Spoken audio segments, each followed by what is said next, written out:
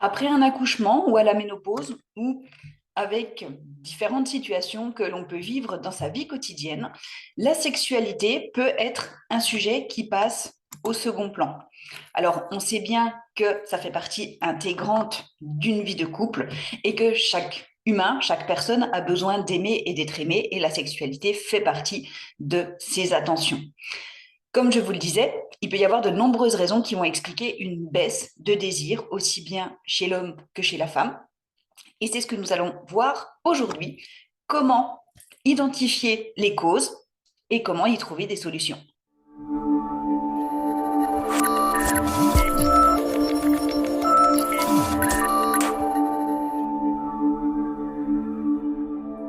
Comme je le disais, il y a de nombreuses causes qui peuvent être à l'origine d'une baisse de désir chez la femme, et en l'occurrence, tous les changements hormonaux en est une. Après, pendant la grossesse, après la grossesse, au moment de la ménopause, le stress, bien entendu, et la charge quotidienne fait que, dans certains cas, avoir un rapport intime avec son conjoint est plus devenu une chose supplémentaire sur la to-do list du jour qu'une réelle source de joie et d'épanouissement personnel.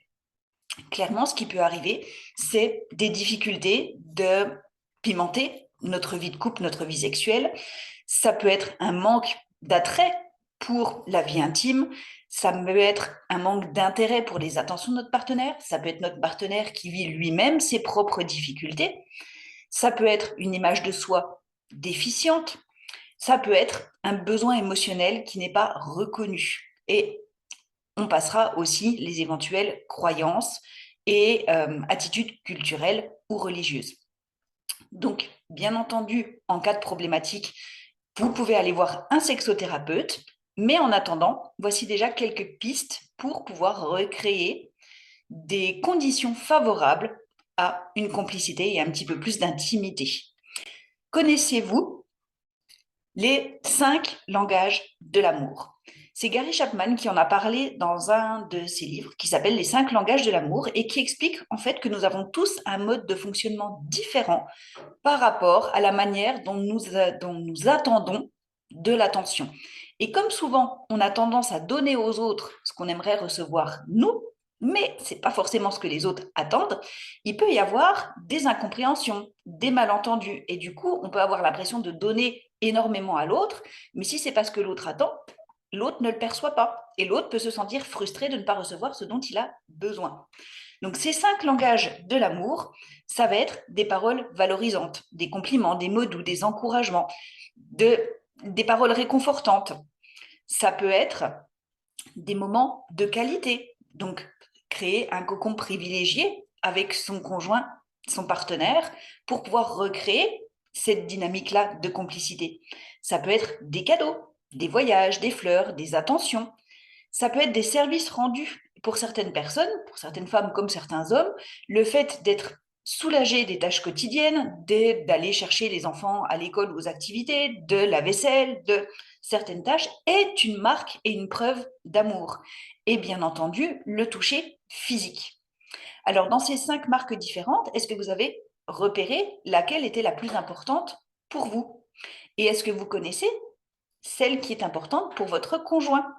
Parce que si vous pouvez en discuter ensemble, ça vous permettra l'un et l'autre de pouvoir exprimer ce qui est important pour vous et du coup de pouvoir nourrir ce qui est important pour votre conjoint. D'une autre manière, pour recréer aussi de la complicité, il va y avoir le côté contact, le côté soirée romantique, les petits jeux, retrouver cette complicité-là. Et pour le coup, les huiles essentielles vont pouvoir vous y aider également. Alors, les huiles essentielles, on y reviendra un tout petit peu, mais dans le côté petit jeu, est-ce que vous avez déjà pensé à poser des post-it sur différents endroits de la maison avec des petits mots pour votre conjoint, à créer un, on va dire un défi, un jeu, un challenge pour pimenter vos soirées ou vos journées en amoureux? Est-ce que vous vous accordez du temps pour vous deux? Et est-ce que vous créez une ambiance propice au rapprochement?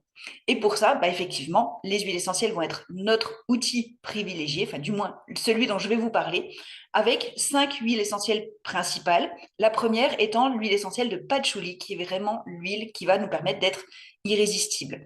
C'est une huile essentielle qui va nous donner confiance, qui va nous donner du charisme, qui va permettre de s'affirmer. C'est vraiment sa note de caractérologie, c'est le s'affirmer et c'est s'émanciper de nos peurs et renforcer notre présence.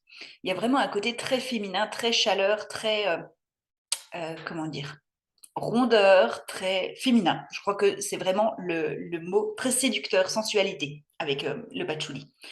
La deuxième huile essentielle intéressante, ça va être la cannelle de Ceylan. Pourquoi? Parce que c'est une épice qui va être là pour réchauffer l'atmosphère. Alors aussi bien en diffusion qu'en massage, elle va avoir des notes piquantes, des notes épicées. Elle s'associe très bien avec le patchouli, entre parenthèses, et avec l'orange. Et sa note de caractérologie, ça va être l'instinctif, ça va être la rencontre avec l'autre. Alors attention, une précaution avec l'huile essentielle de cannelle, c'est qu'elle est dermocaustique, donc on l'utilise toujours, toujours, toujours diluée quand on l'applique sur la peau. Une troisième huile essentielle, ça va être l'ylang-ylang. Ylang-ylang, c'est Cananga odorata. C'est une huile essentielle qui donne une ambiance de vacances, des îles, de la plage, de la chaleur, de la détente, de la volupté, de la sensualité. Elle est vraiment parfaite pour créer cette bulle de bien-être et cette bulle de douceur. Au niveau caractérologie, c'est une huile qui fait voyager, qui amène de la sensualité, de la sensibilité. Quatrième huile très intéressante, le poivre noir, Piper nigrum, parce que c'est une huile qui va amener de la chaleur aussi bien physique que mentale, que psychique. Donc elle va être tonique et stimulante de manière générale, elle va être chaude et épicée, donc pour un massage très chaud, entre autres sur le bas du ventre et le bas du dos, il va raviver le feu, le poivre noir, le feu avec un grand F. Et il aide aussi à surmonter les défis. Donc, ça peut être très intéressant pour les personnes timides, apeurées, qui ont des difficultés à oser aller vers leur partenaire. Et sa note de caractérologie, c'est redonne force, confiance et courage. Dernière huile essentielle dont j'avais envie de vous parler, le gingembre, qui est encore plus adapté pour les hommes au moment de leur andropause. Donc l'andropause, c'est la même chose que la ménopause pour les femmes, mais chez les hommes. Et le gingembre va être très intéressante en cas de fatigue parce qu'elle va être tonifiante, mais tonifiante aussi sexuelle, en massage sur le bas du dos, et elle se marie très bien avec l'ylang-ylang et la cannelle. Donc ça peut permettre de faire une huile de massage qui correspond aussi bien à monsieur qu'à madame. Et sa note de caractérologie, c'est porteur de feu, comme le poivre. Et pour les personnes qui connaissent déjà doTERRA, il y a des mélanges tout prêts chez doTERRA, comme Whisper, qui est un mélange de cannelle, de patchouli, de bois de santal et de vanille, par exemple. Le mélange Passion, son nom est assez transparent, qui est un mélange de cannelle, de gingembre, de santal, de jasmin et de vanille, qu'on peut utiliser comme parfum naturel en diffusion ou en huile de massage. Pour terminer, une petite recette, parce que tant qu'à faire, autant vous en donner une. La recette s'appelle C'est chaud. Elle est issue du e-book de Karine Dosti que je vous propose de recevoir si vous m'envoyez un mail à contact@kamalabienêtre.com. Vous pourrez avoir tout le e-book complet qui va donner plusieurs recettes. Et la recette C'est chaud, c'est une huile de massage dans laquelle vous allez pouvoir mettre 4 gouttes de néroli, 4 gouttes d'orange sauvage, 16 gouttes de gingembre, 2 gouttes de poivre noir, 4 gouttes de poivre noir dans une bouteille de 15 millilitres et on remplit le reste avec de l'huile de coco fractionnée.